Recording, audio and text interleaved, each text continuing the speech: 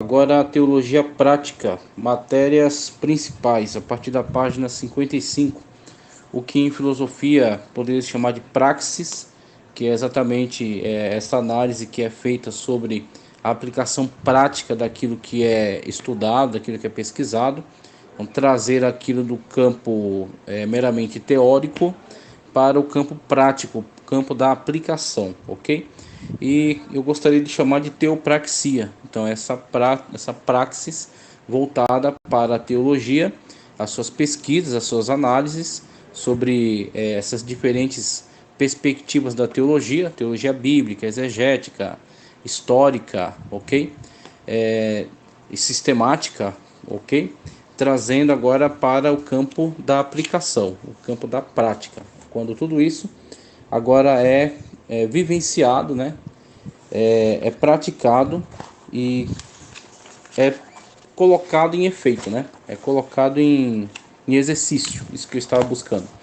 É colocado em exercício, não somente a pesquisa, o pensamento, a elaboração de ideias, mas o exercício daquilo que é pensado, estudado, analisado. Então você via isso de uma forma muito abrangente na vida e ministério do Senhor e Salvador Jesus Cristo. Já foi dito aqui, alguns capítulos atrás, que o ensino do Senhor Jesus poderia ser caracterizado como um ensino peripatético, ok?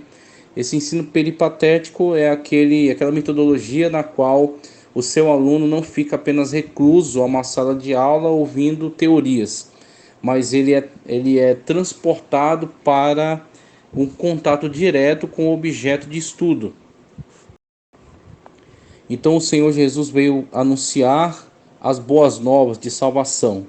Ele veio trazer o ano aceitável do Senhor, conforme a mensagem que ele deu na igreja em Nazaré, ok? Então o ano do jubileu. Ele veio concretizar essas profecias que estavam indicando para o período dele, o período do Messias. E quando ele assim anuncia e parte para a obra missionária, ora a Deus e escolhe aqueles que estarão mais próximos dele, os seus 12 discípulos. Desses 12 discípulos, 3 eram mais próximos, estavam de fato ao lado dele, Pedro, Tiago e João, estiveram envolvidos em diversas situações, até a parte dos demais, no Monte da Transfiguração, por exemplo, ou na casa de Jairo, aqueles que adentram lá e puderam contemplar de primeira mão a ressurreição da filha de Jairo. Você tem então pessoas que estão diretamente em contato com a concretização daquilo que poderia ser apenas teórico e agora é prático, ok? Está na realização da praxis, ou como colocamos aqui, essa terminologia, né, que estamos querendo aplicar, essa teopraxia, né, essa vivência do conhecimento teológico, tá? Dimensão prática da teologia, então, é o 7.1, esse tópico, na página 55. A teologia prática ou teologia ministerial, ou ainda teologia prática, em síntese, refere-se à teologia que valoriza a ação correta e não simplesmente a doutrina correta. A dimensão prática da teologia era a prioridade do ministério de Jesus. Muitos corações eram solos duros, rasos e espinhosos, aquelas caracterizações que o Senhor coloca para a reação para com a mensagem. Alguns cuja a mensagem ficava à beira do caminho, não davam abertura, não recebiam a mensagem e o diabo facilmente removia de seus corações. Aqueles que a recebiam em solo pedregoso e tornavam-se pessoas superficiais, crentes superficiais, que não tinham raiz e não suportavam os períodos de provação. Aqueles que tinham solo espinhoso, que mesmo recebendo e até demonstrando um certo nível de aprofundamento, sufocam a produtividade da semente devido aos seus espinhos, e esses espinhos são caracterizados por Cristo, que é o autor dessa parábola, como a vaidade, ok? Então o que importa é a intenção do autor. Então, como Jesus caracteriza esses elementos? E ele diz que esses espinhos são a vaidade. Então a vaidade, ou seja, o apego ao efêmero, ok? Porque a vaidade, conforme o próprio sábio dizia, vaidade, vaidade, tudo é vaidade. no sentido de ser efêmero, ser uma fumaça, passageiro, ok? Então muitas das pessoas se apegam àquilo que é passageiro, aquilo que é efêmero, aquilo que é apenas importante enquanto uma aparência, mas não substancial, mas não fundamental. Então muitas pessoas estão apegadas à beleza, ou a forma como as coisas são apresentadas. Então, uma mensagem não pelo seu conteúdo, mas pela sua forma, ou seja, a oratória com a qual ela é apresentada, mas não se preocupam em entender se aquela mensagem tem conteúdo e qual é esse conteúdo.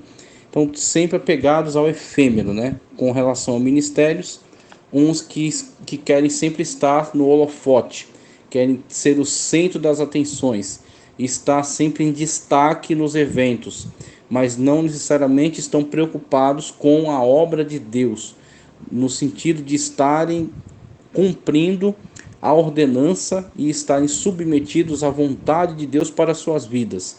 Muitas das vezes a vontade de Deus para a nossa vida, ela se manifesta nos conduzindo para uma situação a qual não gostamos, não apreciamos, mas de fato quando nos submetemos e realizamos o querer, a vontade de Deus sobre a nossa vida, estamos no centro da sua vontade, cumprimos com as suas ordens e de fato Deus nos capacita e posteriormente, futuramente nos coroará, nos galardoará, ok? Pela submissão às suas ordens, pela submissão à sua vontade soberana. Mas muitas das vezes as pessoas apegadas ao efêmero ignoram a vontade de Deus para as suas vidas e se apegam àquilo que traz um reconhecimento imediato, aquilo que traz mídia, né? Aquilo que traz honrarias humanas, louvores humanos. É quando a pessoa não consegue desempenhar o seu ministério, a pessoa sufoca o crescimento dessa semente com espinhos que são a vaidade, que impedem então o seu desenvolvimento, o seu afloramento, sua produção, tá certo? E não entregam aquilo que Deus espera, aquilo que Deus investiu para que eles pudessem estar entregam abaixo. E aí você tem uma situação na qual haverá da parte de Deus muitos alertas com relação a isso, e se esses alertas forem ignorados, o Senhor traz de fato juízo com relação àqueles que ignoram a vontade soberana de Deus para as suas vidas e vivem apegados àquilo que é efêmero, sufocando o crescimento da semente devido a esses espinhos da vaidade, tá? Então ele fala sobre a vaidade, ele fala sobre a superficialidade, ele fala sobre tudo isso, mas fala também sobre aqueles que são terra fértil, que acolhem a mensagem num coração aberto, num coração humilde, contrito, quebrantado e de fato se submetem à vontade de Deus para as suas vidas, tornando-se produtivos, tornando-se pessoas com alto desenvolvimento, com alta performance espiritual, de modo que venham a ser usados por Deus em diversas circunstâncias e são capacitados por Ele para ir além, para pregar, para evangelizar, para aconselhar, ok? Para instruir a igreja, redarguir a igreja com a autoridade do céu, e não somente por meio de retórica e forma humana, mas sim por meio da autoridade que vem de Deus sobre a vida deles. E aí você vê muitas das vezes as pessoas mais improváveis que têm um ministério frutífero devido à sua submissão ao Espírito Santo de Deus. E ministério frutífero não significa necessariamente números ou destaque, mas significa efetividade. Pessoas aceitam a Jesus por causa da pregação, por causa da intercessão, por causa da obra missionária, evangelística, aconselhadora desses e dessas que vivem aquilo que pregam na prática, ok? Então vivem aquilo que pregam e pregam aquilo que vivem. Então, você tem isso, algo fundamental, porque quando você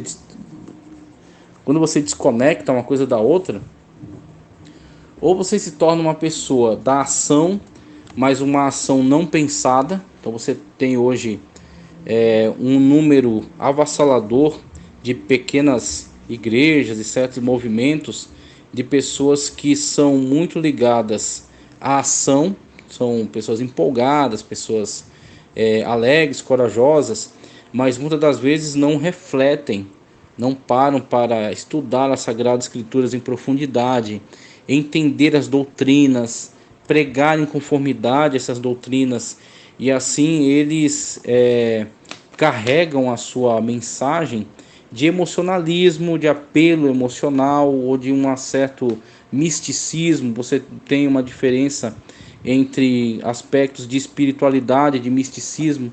Então a espiritualidade é sensibilidade para com o Espírito Santo de Deus. Misticismo é quando você começa a apelar para certas forças ocultas, positivas ou negativas, por meio das quais você quer manipular Deus, você quer manipular as pessoas. Sempre que você vê manifestações de ocultismo e de esoterismo, você vê pessoas iludidas tentando dominar forças ocultas, né? Então você vê sempre essas pessoas que acreditam ter poder para dominar forças ocultas, quando na verdade elas estão servindo como marionete destas mesmas forças.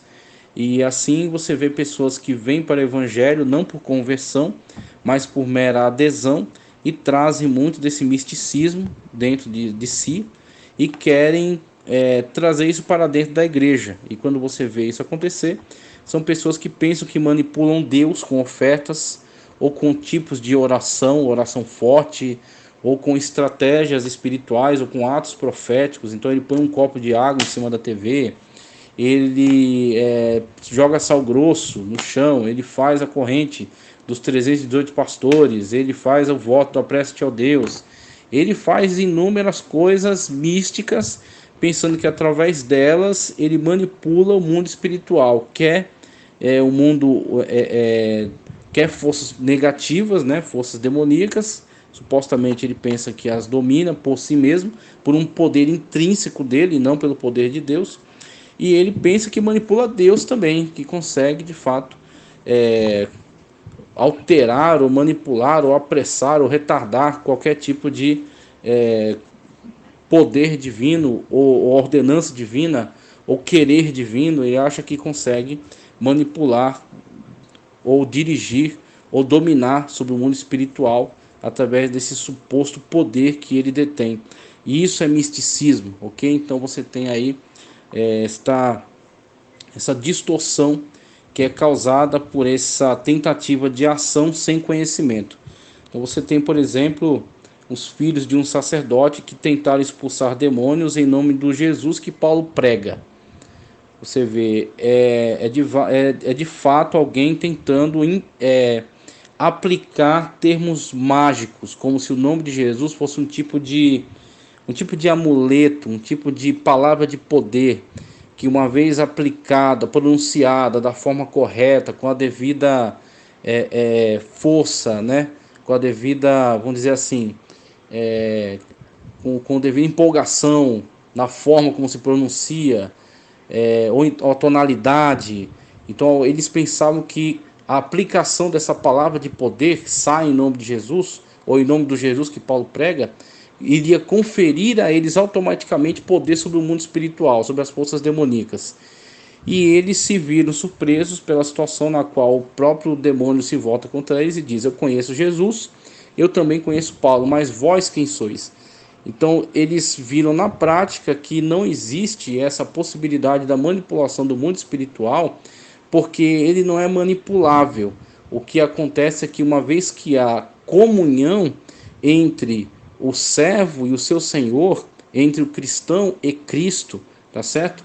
Entre o servo de Deus e o Deus que governa sobre ele, o Senhor lhe confere autoridade, ele estende a mão, mas quem expulsa é o Senhor, é o poder de Deus que se manifesta através dele. Ele é o veículo através do qual o poder de Deus se manifesta, mas quem atua, quem governa, quem altera esta situação, este mundo espiritual, é o poder de Deus e não o poder dele, o poder intrínseco dele, mas o poder de Deus que está nele, uma vez que ele é um veículo para a manifestação do poder de Deus, e ele está em obediência subordinado à vontade de Deus. Assim ele opera nesse plano espiritual, com espiritualidade, não com misticismo, quando ele se submete à vontade soberana de Deus, entende que a vontade de Deus é prioridade sobre a sua própria vontade. Então ele quer sempre glorificar o nome do Senhor através da sua vida e está subordinado à sua autoridade, à sua vontade. Assim ele se torna um veículo para a manifestação da vontade soberana de Deus. Assim ele estende a mão e o Senhor cura. Ele estende a mão e o Senhor expulsa os demônios. Ele abre a boca e o Senhor fala através dele. Ele se coloca diante de Deus como uma boca de Deus, né, como um instrumento por meio do qual o Senhor traz a mensagem e o Senhor profetiza por meio dele, o Senhor revela por meio dele, porque ele é um instrumento nas mãos de Deus, ok? E aí Simão, o mago, ficou extremamente surpreso, né, com isso e quis comprar o dom, ofereceu dinheiro ao apóstolo Pedro. E Pedro, com toda veemência, o repreende e diz que esse dinheiro vai contigo para a perdição. Mas o dom de Deus não pode ser comprado, ok? E sim, ele é dado, de graça recebeis, de graça dai. Então você tem o dom de Deus que é dado àqueles que estão subordinados à vontade do soberano Deus, que são nova criatura através de Cristo Jesus, que são templo e morada do Espírito Santo de Deus, que estão em santificação, e a estes é dado o dom. Então Deus entrega dons que são ferramentas para o trabalho no reino de Deus, no mundo espiritual, ok? Então você tem esses dons que são conferidos para a edificação da igreja, para a propagação do evangelho de salvação, para a expansão do reino de Deus na terra, ok? Então você tem essas situações que são a operacionalização da verdade bíblica através de uma vida em subordinação à vontade de Deus. Então isso é fundamental, nós estamos olhando isso aqui mais de perto.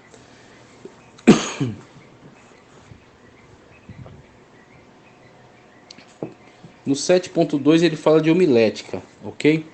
E homilética é essa aplicação prática do conteúdo teológico. Então você tem, por exemplo, uma teologia que está olhando para o aspecto exegético, está olhando para o próprio texto, fazendo uma análise profunda das palavras, da construção frasal, tá? Das perícopes, está analisando o texto em profundidade, buscando entender corretamente aquelas palavras dentro do seu contexto e assim buscando a compreensão maior com relação à intenção do autor. Não somente a exegese, mas também a hermenêutica, que confere a nós regras de interpretação que são esclarecedoras com relação ao sentido do texto. E aí, entendendo o sentido, o significado do texto, você pode fazer a aplicação. E quando você parte para fazer a aplicação, você está entrando no campo da homilética. Então, com a homilética, você tem a habilidade, você tem ferramentas de comunicação eficaz. Porque não adianta você ter um conhecimento vasto se você não tem uma forma correta de comunicá-lo. É como uma represa que está enchendo, mas não tem vazão. Então chega um momento em que ela está saturada, ok, de águas purificadoras, cristalinas, mas ela detém para si, ela não consegue transmitir, ela não consegue comunicar. Então a homilética dá vazão a esse conteúdo enriquecedor que está presente dentro desta pessoa. E ela lhe fornece ferramentas eficazes de comunicação. Então com a homilética você consegue compreender que é necessário que a mensagem que você irá comunicar precisa ser esclarecida. As pessoas que vão ouvir precisam ser contextualizadas. Então você é educado com relação ao uso do tempo. Você recebe a oportunidade para comunicar a mensagem, a palavra de Deus, o momento mais importante do culto, em que as pessoas serão edificadas na palavra de Deus. Como Cristo diz, vós já estáis limpos pela palavra que vos tenho falado. Como Paulo diz, a fé vem pelo ouvir e ouvir a palavra de Deus. Então você tem um momento ímpar de edificar as pessoas na palavra de Deus. Então você é educado para com o uso correto do tempo. Você não gasta tempo tergiversando, como Calvino gostava de dizer, né? Tergiversando, ou seja, enrolando, falando de coisas alhures, coisas aleatórias, coisas que não dizem respeito à mensagem e à edificação e ao momento que estão vivenciando. Então, uma introdução breve, talvez um agradecimento breve à liderança que lhe concedeu a oportunidade, uma apresentação breve, ok? Partindo para a mensagem, uma leitura bem feita, lendo corretamente, pausadamente, todas as palavras, para que sejam bem compreendidas a partir daquela leitura que é a base sobre a qual você vai estar construindo toda a sua mensagem, uma introdução que contextualiza a igreja com relação ao contexto daquele texto. Aquele texto está inserido num contexto. Qual é o contexto dele? O que ele diz a nós? Se é uma narrativa histórica, qual é a situação do momento? Se é um texto de sabedoria, pode-se falar de autor, pode-se falar de uma interpretação breve, né, sobre o sentido, o significado daquele provérbio, ou daquele salmo, ou o momento em que o salmista estava vivenciando quando assim o escreveu, a intenção que pode ser observada, pode ser entendida dentro daquilo que foi escrito. Uma vez introduzido, agora as pessoas estão entendendo acerca do que você está falando, eles estão junto com você na mesma pisada. Aí você vai caminhando ao longo das lições que serão comunicadas. Então você pode partir a partir de uma perspectiva temática. Então você elencou um tema. O tema é amor. O tema é perdão. O tema é reconciliação. O tema é vida financeira. O tema é vida conjugal. Atrelado ao tema, você pode caminhar por diversos versículos espalhados ao longo da Sagrada Escritura. Você não precisa necessariamente se deter a um texto, mas você pode, a partir do tema que foi elencado dentro da leitura, a leitura esclarecida, elencado o tema é este, o tema é vida espiritual. Então você vai de Gênesis a Apocalipse falando de vida espiritual, com versículos que estão atrelados ao tema. Então você tem uma mensagem temática. Uma mensagem textual, você elencou um texto, subdividiu e associou cada subdivisão a outros textos que são esclarecedores também em relação a ele. E ao final você amarra tudo aquilo dentro de uma conclusão que vem fechar o entendimento correto sobre cada um daqueles tópicos. E vem comunicar às pessoas, talvez, a necessidade de um arrependimento, a necessidade de uma determinada ação, a absorção de um determinado conhecimento, sabedoria, que vai ser útil para a sua vida, tá certo? Que é orientador para com as suas atitudes e decisões que serão tomadas e vivenciadas. Então você tem aí uma estrutura textual. E numa estrutura expositiva, por exemplo, podemos abordar também, você tem uma análise exegética que você pode trazer sobre uma grande perícope textual, por exemplo. Você escolheu lá uma perícope textual que é um tanto extensa e você vai analisando a ponto, fazendo a exegese e a aplicação de cada um daqueles pontos para a igreja, tá certo? Parafraseando, colocando dentro do contexto em que a igreja está vivendo, para que eles entendam que aquele texto fala com eles na atualidade e posiciona eles com relação a alguma atitude, alguma tomada de decisão, algum aprendizado necessário, ok? Então você tem aí uma mensagem expositiva, que geralmente as pregações são ou temáticas ou textuais. Uma pregação expositiva, ela exige um tanto mais, um trabalho mais esmerado dentro da exegese, geralmente uma mensagem de terça-feira, culto de doutrina, ok? Onde você tem tutano, né? Mensagem pesada. Então, geralmente as pessoas gostam mais de mensagens mais impactantes, né? No sentido da empolgação. Mas em algum momento é necessário a gente se aprofundar no texto, fazer uma análise textual mais profunda. E aí você parte para uma mensagem expositiva. Então, com essas ferramentas, você tem um meio de comunicação do conhecimento que é acumulado a partir das diversas ferramentas de análise presentes na teologia, ok? Então você vai estudando a Sagrada Escritura em profundidade através dessas diversas ferramentas fornecidas na teologia, e a homilética te conduz na aplicação, te conduz na comunicação desta sabedoria de forma ordeira, ok? Para que você não fique aí caminhando por diversos textos de forma aleatória, sem um propósito, sem um objetivo, e ao final as pessoas entendam que você falou um monte de coisa, mas não sabe aonde você queria chegar. Aí você desperdiçou o seu tempo e o delas. Ou pior, às vezes acaba não se organizando, ficando nervoso no momento da comunicação da pregação e acaba falando coisas erradas e até produzindo uma heresia. Então você tem aí diversos riscos, né, das pessoas que não fazem a lição de casa e não se preparam para a correta comunicação da mensagem. Por quê? O Espírito Santo de Deus, ele é a palavra final sobre a pregação. É ele que dirige, ok? É ele que conduz. Só que o Espírito Santo de Deus, ele vai usar aquilo que nós apresentamos. Então, nós podemos apresentar a ele uma ferramenta amolada, né, uma ferramenta preparada, ou a gente pode se apresentar a ele com limitações. Ele nos usa mesmo dentro das nossas limitações.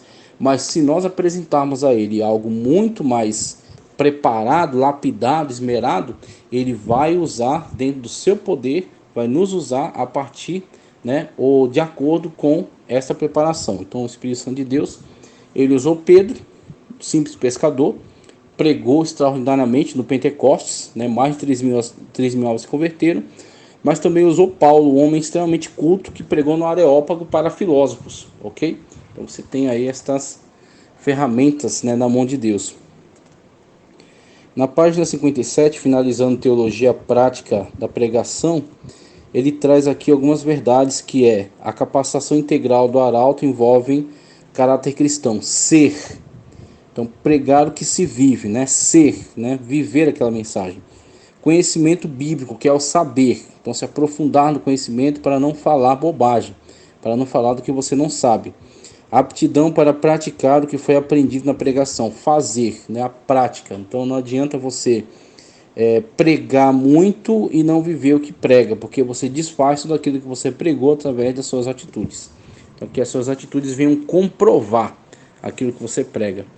Ele fala aqui também no 7.3, teologia do ministério pastoral. O mundo enfrenta graves problemas: desemprego, pobreza, violência, fome, guerras, corrupção, doença, drogas, declínio moral, destruição da família, frustrações conjugais, insucesso profissional, etc. O mundo então precisa de líderes preparados. A teologia do ministério pastoral deve se preocupar com a formação integral, o que o líder deve ser e o que o líder deve saber e o que o líder deve fazer. Jesus, Paulo e as igrejas treinaram seus líderes nos eixos pessoal, contextual e ministerial. Ele vai discutir sobre a questão pessoal, tá? Questão pessoal, aí, família, todo esse contexto. Eixo contextual, conhecer a si mesmo, precisa de uma noção de mundo atual. E eixo ministerial, os deveres bíblicos do pastor: pregar, alimentar, edificar a igreja. Então veja, esses três eixos aqui, ó, pessoal, como é colocado aqui, pessoal, contextual e ministerial. Então, uma vez que esses três eixos trabalhados, né, eles estão alinhados em conformidade à verdade bíblica, né, uma vez que a pessoa ela vem se aprofundando no conhecimento da palavra de Deus, ela vem vivendo a palavra de Deus, ela vem se submetendo à vontade soberana de Deus e trabalhando, exercendo o seu ministério, ele vai cada vez mais alinhando esses eixos aqui, ele vem cada vez mais sendo de tal forma preparado pelo Espírito Santo que isso seja da melhor forma conduzida, tá?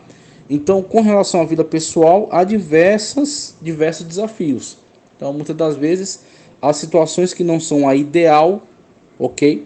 Mas dentro daquilo que você tem lutado, tem entregado, né, diante de Deus, dentro daquilo que você tem trabalhado, é uma situação na qual você pode apresentar, nesse plano da realidade, algo que seja para a glória de Deus. Os filhos criados em sujeição à palavra de Deus. Um relacionamento conjugal levado com seriedade a partir de uma perspectiva bíblica. Uma situação de vida, de modo geral, âmbito do trabalho, âmbito educacional, tá certo? Âmbito mental. Então essa questão também trabalhada com relação às emoções. Isso sendo trabalhado a partir da meditação na palavra de Deus, da oração, do diálogo com pessoas maduras, pessoas capacitadas. Então, emocionalmente forte, familiarmente estruturado, organizado, profissionalmente capacitado, você tem uma pessoa que pode tornar-se referência. Então, veja aí o eixo pessoal. O eixo pessoal está bem alinhado, o eixo pessoal está fortalecido. Essa pessoa é referência. Então as pessoas primeiras começam a olhar para aquilo que você é, seus filhos, seu relacionamento, seu trabalho, sua vida de modo geral, sua rotina, seu comportamento, suas reações. Eles começam a olhar aquilo que você é. A partir daquilo que você é, eles começam a entender que você tem algo a dizer. Você tem algo a ensinar a respeito de criação de filhos. Você tem algo a ensinar com relação a relacionamento. Você tem algo a ensinar com relação à vida ministerial, ok? Por quê? Porque você tem demonstrado que isso está sendo levado a sério por você e você tem submetido isso ao Espírito Santo de Deus. E o Espírito Santo de Deus tem te dado sabedoria para lidar com estas áreas da vida e conduzir elas de modo que venha glorificar o nome do Senhor. Claro que não tem uma receita, tá?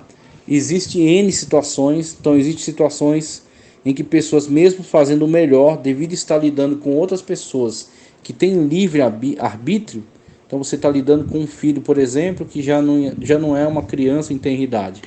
Já cresceu, já tem vontade própria, talvez já esteja aí para se emancipar. Você não tem como controlar todas as suas decisões. Então, muitas das vezes, mesmo sendo muito bem instruído, ele toma um caminho desfavorável. E eu acredito que isso tem que ser levado em consideração quando você analisa essas situações em relação às pessoas. Os filhos, como estão? Muitas das vezes não estão na igreja, mas em algumas situações não é culpa necessariamente deste genitor, dessa genitora.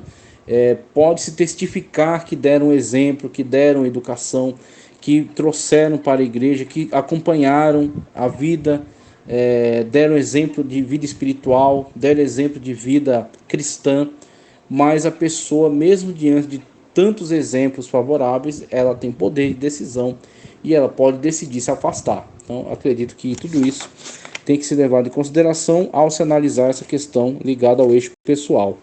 Mas quando a gente olha para isso, vemos quão fundamental é um conhecimento bíblico aprofundado para você lidar com todas essas questões aqui, porque sem isso você vai se perder. Sem um conhecimento bíblico aprofundado, na hora de você tentar viver isso aqui na prática, você se perde. Você acaba tomando decisões muito equivocadas, ok? O eixo contextual, o líder, além de conhecer a si mesmo, precisa ter noção do mundo atual. Então ele tem essa tarefa dupla, né, de se autoconhecer. Então, quando você fala de uma autoanálise, você precisa lembrar que é necessário se fazer uma análise sobre as suas crenças, ok? Então, se a gente para analisar direitinho, a gente muitas das vezes começa a se deparar com algumas situações que foram construídas ao longo do tempo como cultura geral, tá? Mas que não necessariamente são fundamentadas na Sagrada Escritura. Certos costumes. Então a pessoa às vezes tem certos costumes, certos preconceitos, ok? Certas opiniões que foram construídas a partir do contato cultural que ele teve, o contexto no qual ele esteve inserido, que o influenciou, que o carregou. Então o óculos por meio do qual ele enxerga o mundo, tá certo? A sua cosmovisão. A sua cosmovisão. A gente precisa urgentemente submeter a nossa cosmovisão a um diagnóstico bíblico para saber se aquilo é pautado na Sagrada Escritura ou não. Porque muitas das vezes a gente está manifestando certos preconceitos que são condenados pela Sagrada Escritura. Então, o Senhor Jesus Cristo, ele é perito em se contrapor a estes preconceitos. Na parábola do bom samaritano você vê isso muito claro. Quem era o necessitado? O judeu. Quem foi aquele que socorreu o judeu? O samaritano. Quando o Senhor Jesus, ele é dito que ele precisava passar por Samaria, que todos contestam. Os judeus não passavam em Samaria. Eles davam a volta no território, atravessando o Jordão a leste e depois retornando quando tivesse já ultrapassado o território samaritano.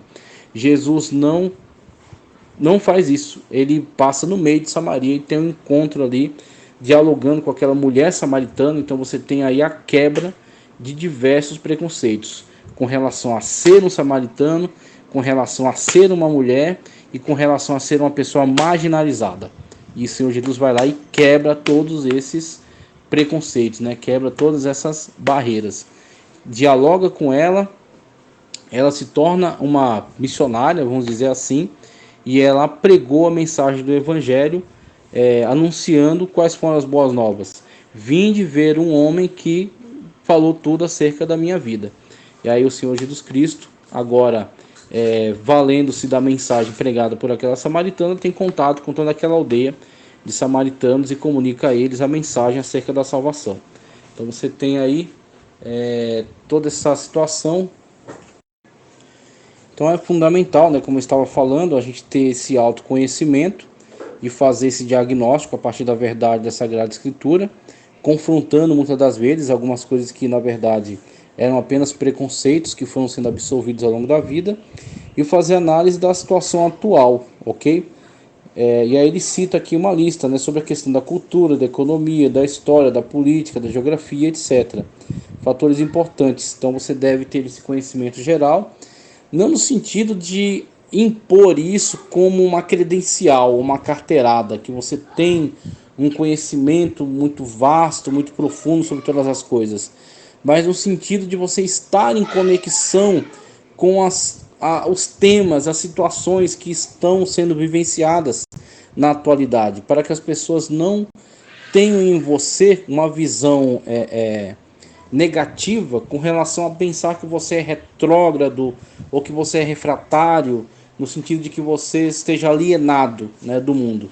Então é necessário, senta, lê um jornal, lê uma revista, busca saber os temas mais relevantes, para que você possa estar também no fluxo dessas informações, se posicionando, apresentando uma perspectiva bíblica diante de tudo isso e podendo ser uma ferramenta, às vezes, de transformação, tá certo, na vida de muita gente.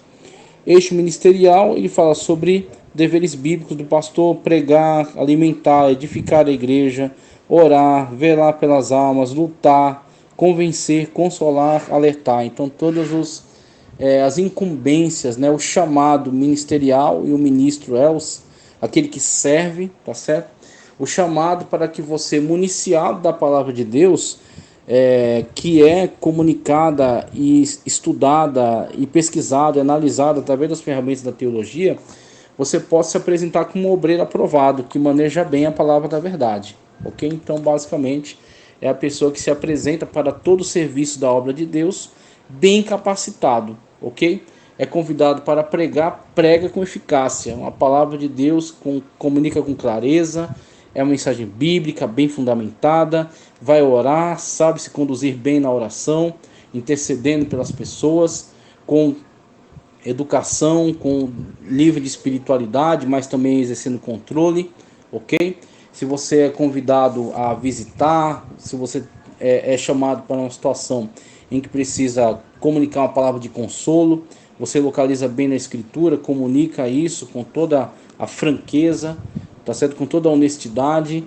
Então você tem essas situações onde tudo isso será operacionalizado, ok? E fará com que todo saber teológico tenha uma aplicação prática, para fazer com que isso saia do papel e se torne uma prática na sua vida, ok? Como o Tiago fala em relação à fé, né? Mostra-me a tua fé sem obras, que eu te mostrarei a minha fé pelas minhas obras. Então, esse âmbito da fé fica muito claro quando essas obras estão alinhadas, ok? De acordo com a ortodoxia bíblica. Então, a sua fé está confirmada. Você, de fato, sua fé não é apenas teórica, mas ela é viva, tá certo? Ela é prática. Aconselhamento pastoral é o 7.4, e acredito que esse âmbito aqui, tá certo, de aplicação do conhecimento teológico, ele nunca foi tão necessário. Inclusive, a gente vai ver um pouco aqui sobre matérias afins da teologia, dentre elas a psicologia, tá? E eu gosto de colocar assim, paralelamente, o aconselhamento pastoral e a psicologia, ok? Então a psicologia tem o seu lugar, né, de existência, tem o seu lugar de importância, de relevância, mas eu gosto muito dos alertas dados por David Hunt, que nos conscientizava de uma forma muito enfática de que a teologia, de que a psicologia, ela não tem uma base cristã, ok? Então não existe uma escola de psicologia cristã, uma grande escola de pensamento de psicologia cristã que forme acadêmicos, tá? Que forme pessoas, que dê diplomas a alguém, né? A pessoa se formou com tendência nessa psicologia, essa psicologia é uma psicologia cristã. Então você tem psicologia behaviorista, você tem a psicologia de Freud, tá? Então você tem aí algumas linhas, né, de pensamento dentro da psicologia. Gestalt, tá? Então, existem algumas aí. Alguns nomes estou esquecendo, mas a gente vai lembrando aí conforme a gente vai abordar essa matéria. Mas assim, essas linhas de pensamento elas serão então estudadas e serão adaptadas. Então é isso que vão se propor para o aproveitamento de alguns elementos da psicologia para o aconselhamento dentro da teologia. Então é feito aí a partir dessa análise do conhecimento dessas vertentes de pensamento alguma adaptação e algum aproveitamento, ok? Mas na verdade temos que ter bem consciente de que mesmo que a teologia lance mão de alguns recursos da psicologia, essa psicologia será adaptada. Então isso é uma adaptação que é feito para você lançar mão de algumas estratégias terapêuticas interessantes, tá? Mas como eu estou colocando aqui, eu gosto de fazer um paralelo. Você tem de um lado a psicologia, que em alguns momentos é até aproveitada, algumas estratégias, algumas abordagens são aproveitadas pela teologia, e do outro lado você tem o aconselhamento pastoral. Agora, no aconselhamento pastoral, que eu gostaria até de desdobrar um pouco mais aqui a terminologia para um aconselhamento cristão, porque eu acredito que possa haver pessoas que não necessariamente têm o cargo ministerial de pastor, mas sejam sim conselheiros. Sejam pessoas de confiança, pessoas de maturidade, pessoas de espiritualidade, ok? De moral ilibada, de conhecimento bíblico, de conhecimento teológico e que possam vir a ser grandes aconselhadores, possam ser grandes mentores. Então você tem a situação de algumas pessoas que elegem para si certos mentores e confiam neles. E esses que têm a confiança desses que são seus discípulos, como Cristo mesmo ordenou, ide por todo mundo pregar o evangelho, fazer discípulos. Então estes seus discípulos confiam na sua coerência, tá certo? Confiam no seu discernimento bíblico. Então para ele você é um aconselhador cristão, independentemente de você ser um pastor. Então a partir dessa realidade, você tem uma situação na qual esta pessoa ela vai se municiar do conhecimento bíblico para traçar um paralelo entre a situação da pessoa e o conhecimento bíblico que pode trazer luz sobre aquela determinada situação. Lâmpada para os meus pés é a tua palavra e luz para o meu caminho.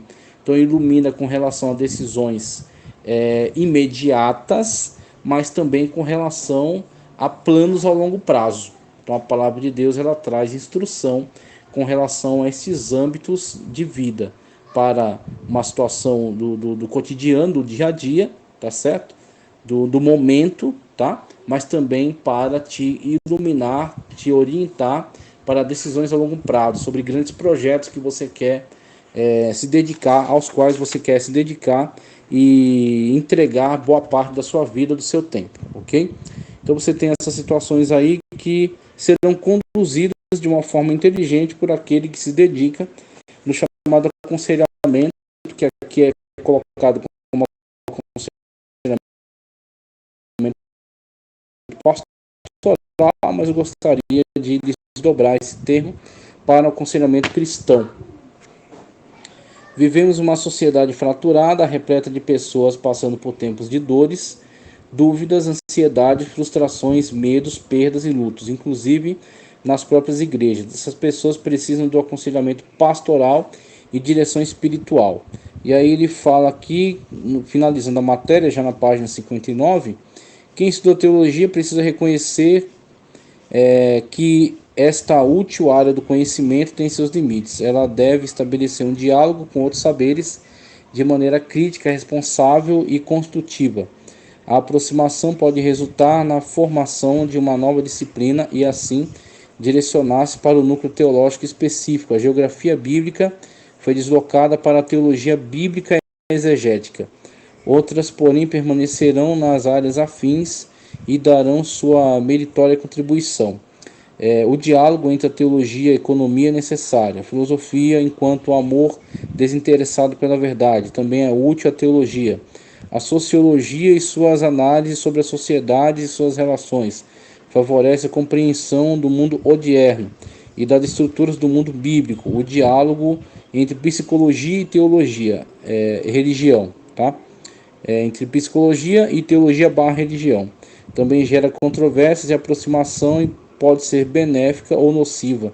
Vejamos alguns exemplos que ele vai desenvolver quando falar sobre teologia e psicologia dentro de matérias afins, ok? Mas a palavra principal que eu acredito que tem que ser guardada é análise crítica.